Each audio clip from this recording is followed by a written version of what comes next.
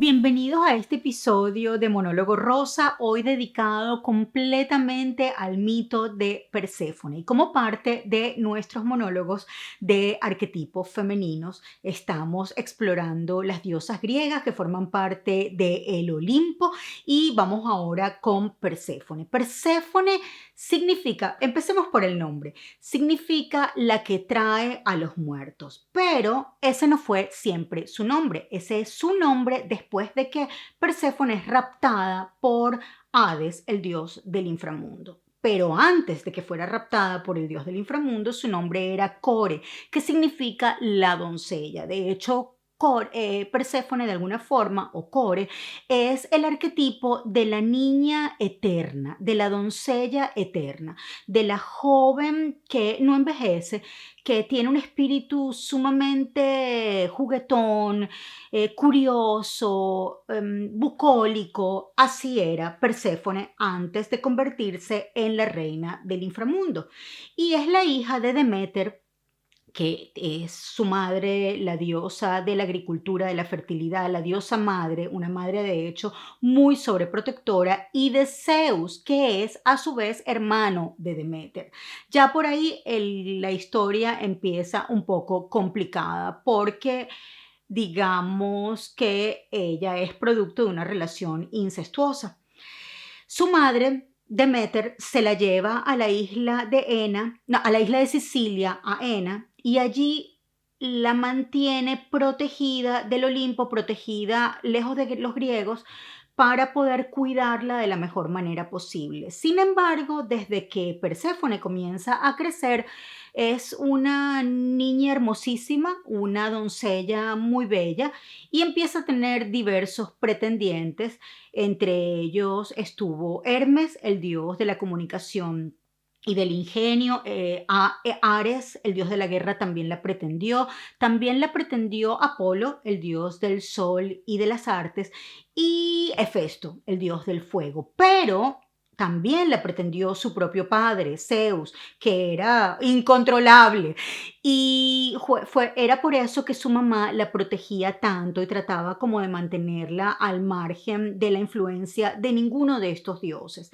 Sin embargo, un día ella estaba en un campo de flores recogiendo flores con sus hermanas Atenea, la diosa de la sabiduría, y Artemisa, la diosa de los animales y de la cacería y de la luna, y algunas oceánides ninfas que la acompañaban y que la cuidaban. Y en ese momento, cuando ella se agachó para recoger una flor que dicen que fue un narciso, algunos de los mitólogos que cuentan esta historia, la tierra se abrió a sus pies y de allí salió Hades, el dios del inframundo, el rey del inframundo, que también era uno de los dioses que la pretendía, pero el que más se había obsesionado con ella. Sale en un carruaje dorado, bellísimo, jalado por 4 caballos negros espectaculares, la rapta, esto lo llaman la abducción de Perséfone, y se la lleva al inframundo. Perséfone desaparece y nunca más la ve nadie. Solo la oyen gritar a lo lejos. Su madre la oye gritar, no puede de la desesperación porque, imagínense, lo había dejado todo por dedicar su vida a cuidarla, a protegerla, a decidir por ella también, ¿no? Entonces, en este momento, Deméter entra en una depresión profundísima y empieza a descuidar, bien sea por rabia, bien sea porque realmente estaba demasiado deprimida, su función como diosa de la fertilidad, como diosa de la agricultura, como diosa de los cereales y de la germinación de las tierras. A consecuencia de su depresión, empiezan los hombres a volverse también un poco locos porque no hayan forma de que cultivar sus tierras, están muriendo de hambre, empieza a crearse una hambruna entre los hombres, y si los hombres se mueren, ¿quién le va a rendir tributo a los dioses? Y es en este momento cuando Zeus dice: aquí hay que hacer algo, y manda a su hijo Hermes, que es el dios de la comunicación y el único capaz de salir del infierno y entrar al infierno y entrar y salir de nuevo, lo manda a negociar el rescate de Perséfone. Simultáneamente, Deméter habla con Hécater, que es la diosa de la hechicería, la diosa del poder de lo enigmático, del poder de los abismos. Y Hécater le dice, Deméter, habla con Helios, que es el dios del sol y el dios que todo lo ve, y dile que te diga qué fue lo que pasó. Deméter sigue el consejo de Hécater y Helios le dice, mira, tu hija está en el inframundo, fue secuestrada por Hades, el dios del inframundo, y lo hizo con el consentimiento de tu hermano Zeus, padre de Perséfone. Deméter se pone bravísima y ahí sí es verdad que no hubo cultivo alguno porque ella estaba no solamente muy adolorida por haber perdido a su hija, sino además enfurecida con Zeus, que cómo era posible que hubiera permitido algo como esto con su propia hija. Y simultáneamente en Hermes, Mercurio está en el inframundo tratando de negociar el rescate de Perséfone. Hasta ese momento Perséfone no había comido nada, no había probado bocado porque estaba muy deprimida y no había querido comer. Y sin embargo, en ese momento Hermes le dice, por cierto, si quieres volver al mundo de los vivos, no puedes probar bocado de este mundo, ningún tipo de fruto, ningún tipo de nada, porque si no vas a tener que regresar. Hades acepta la negociación, la deja volver a el regazo, al hogar de su madre Deméter, pero le cuenta a Perséfone todas las cosas maravillosas que él está dispuesto a darle si ella permanece en el mundo, en el inframundo, en el infierno, en su reino. Y suponemos que tentada por la belleza de Hades, por el amor de Hades, por la devoción de Hades, Perséfone acepta varias semillas, 6 semillas de una granada, que por cierto la granada es símbolo de fertilidad también. El mito de Perséfone está rodeado de la simbología de la fertilidad por todas partes. Y se come 6 de estas semillas sabiendo perfectamente que esto la va a obligar a eventualmente volver al inframundo. Sin embargo, regresa a el mundo de los vivos, su madre se contenta muchísima, renace, florece la vegetación, florecen los cultivos, pues todo vuelve a la normalidad, incluso mejor, pero en una conversación que tiene Perséfone con su madre, le confiesa que se vio obligada a comerse 6 semillas de una granada porque Hades la obligó. Que lo que no se sabe muy bien es si Hades realmente la obligó, porque hay varias versiones de esta historia. La que yo prefiero es que ella escogió comerse esas semillas. Y en ese momento Deméter se da cuenta que por el resto de su existencia Perséfone va a tener que vivir 6 meses en el mundo de los vivos, es decir, con ella, y 6 meses en el mundo de los muertos, es decir, con Hades. Los 6 meses que ella pasa en el mundo de los vivos son la primavera y el verano, y los 6 meses que pasa en el mundo de los muertos, el otoño y el invierno. Y de esa manera los griegos explicaron el enigma de las 4 estaciones. Esta historia está incluida en los versos de Homero, es una de las más viejas de la mitología griega, una de las más antiguas, y también una de las más complejas, uno de los mitos más complejos relacionados con el arquetipo de una diosa.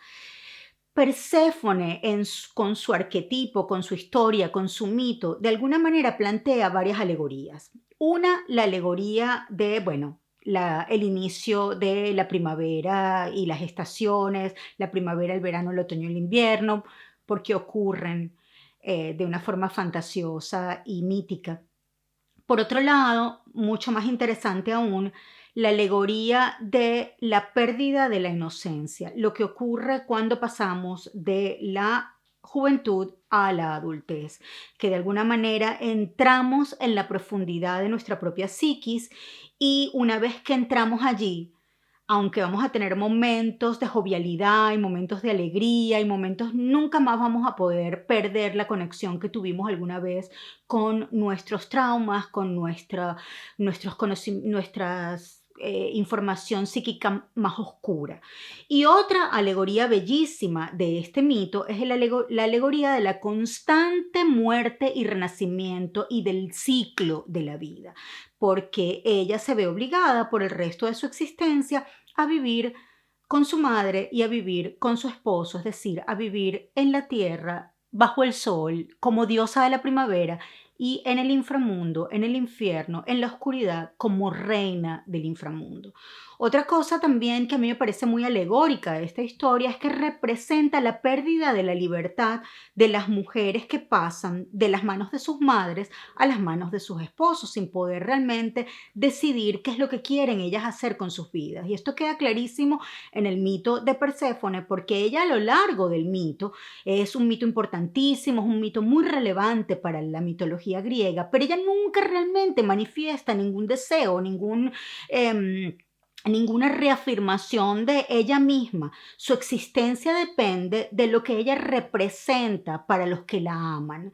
Y quizás por esto dicen que el hecho de que la flor que recoge cuando entra al inframundo es un narciso, es porque de alguna forma ella empieza a em, crear su propia personalidad a partir de la relación de codependencia que crea con otros, y como que ella nunca se reafirma demasiado, pero hace que otros hagan lo que de alguna manera ella desea.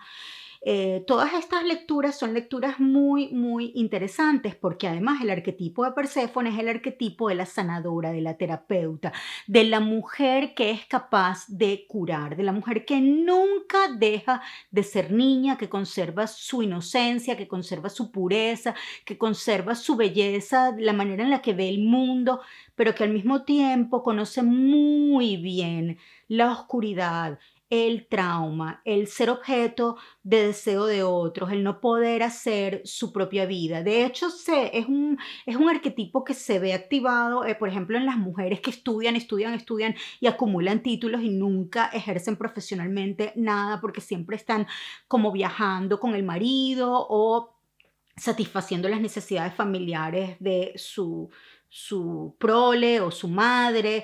Son estas mujeres que tienen muchísimo potencial, que tienen muchísima sabiduría, muchísima inteligencia, que su mera presencia ayuda a otros a sanar, pero que ellas nunca deciden autodeterminadamente a qué dedicarse.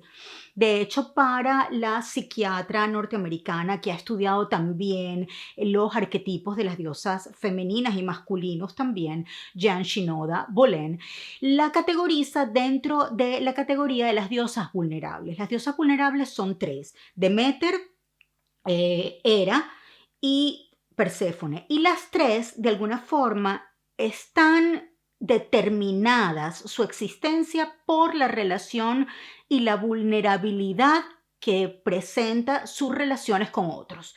Y en el caso de Perséfone es clarísimo. No se sabe muy bien si ella estuvo o no enamorada de Hades. A mí me gusta pensar que sí, que volvía al inframundo con ganas de reencontrarse con su esposo, con su amado, porque de hecho ellos, a excepción de muchos otros dioses, tuvieron pocos amoríos extramatrimoniales. Una de las pocas circunstancias o uno de los pocos mitos en los que se podría decir que el temperamento competitivo o reafirmado de Perséfone se manifiesta es en una oportunidad cuando su hermana Afrodita le pide que cuide a Adonis mientras ella no sé qué tiene que hacer para que nadie le robe la atención de Adonis. Y se lo manda al inframundo. Afrodita le manda a Adonis a Perséfone en una caja. Y Perséfone abre la caja, ve a Adonis y decide que a Adonis le encanta, y ella decide quedarse a Adonis como su amante. Después se da una disputa, Zeus interviene y Adonis tiene que pasar el resto de su vida, un cuarto del año con Afrodita, un cuarto del año con Perséfone, y el otro cuarto del año él tenía que decidir qué quería hacer y decide pasarlo también con Afrodita. En todo caso, esta es una de los pocos mitos en los que tú puedes notar que, bueno, que ella tenía como también a veces unas voluntades no tan necesariamente benevolentes o generosas o santas. Ella también tiene una influencia en el bellísimo mito de Orfeo y Eurídice, que es uno de los mitos más románticos y más antiguos de la historia de la humanidad, y ella se conmueve por el amor que tiene Orfeo por Eurídice, que muere cuando ellos están en pleno amorío, enamorándose más que nunca el uno del otro, y él decide bajar al inframundo para rescatarla y le canta canciones con su cítara. Ella se conmueve tanto con este amor de Orfeo que decide convencer a Hades para que los deje volver al mundo de los vivos. Sin embargo, Hades pone una condición, le dice a Orfeo que hasta que salgan y regresen al mundo de los vivos no pueden mirar a Eurídice. Y en el momento en que estaban corriendo para regresar al mundo de los vivos, ella se queda atrás. En un momento él se voltea por instinto para ayudarla y Eurídice se queda para siempre atrapada en el mundo de los muertos. Como ven, todas las historias de Perséfone, todos los mitos que incluyen a Perséfone son muy románticos y también tienen mucho de la dualidad entre la luz y la oscuridad. También se dice que nunca tuvieron hijos. Otros historiadores dicen que Hades y Perséfone tuvieron 3 hijos. Uno fue Sagreo, otras dos fueron diosas femeninas, Macaria, que es la diosa de la dulce muerte, y Melinoe, que es la diosa de los sacrificios y de la ofrenda a los muertos.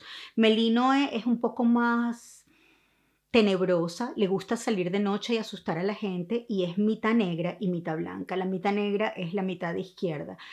Soy capaz de recordarlo porque soy zurda y se me hace difícil dejar de pasar por alto que casi siempre la oscuridad está representada por la izquierda de las cosas. En todo caso, este mito de Perséfone creo que es un mito que todos deberíamos hurgar con detalle, estudiar con detalle, porque creo que mientras más lo analizamos, más analogías y similitudes con los ciclos de la vida conseguimos. De hecho, podría también leerse en el mito de Perséfone el enigma de la siembra, el proceso de pasar de la oscuridad a la luz y de la luz a la oscuridad en forma constante. Dicho esto, no me queda otra cosa que esperar que lo hayan disfrutado muchísimo. A mí Perséfone me fascina, me apasiona, y en un próximo episodio de estos arquetipos femeninos para nuestros monólogos rosa, les prometo, ya que hoy estuvimos hablando de Perséfone, hablar acerca de la diosa madre, la diosa nutridora, Deméter.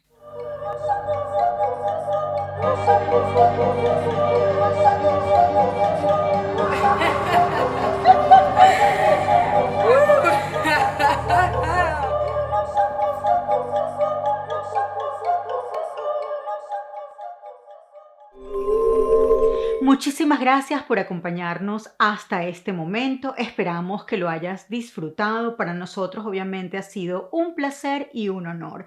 Y quisiera sugerirte que pasaras por mi sitio web para que puedas disfrutar de todo el contenido que allí publicamos regularmente en el blog y en la galería de fotos. Suscríbete a este canal si no lo has hecho aún y dale a la campanita para que te puedan llegar las notificaciones de todas nuestras publicaciones regulares.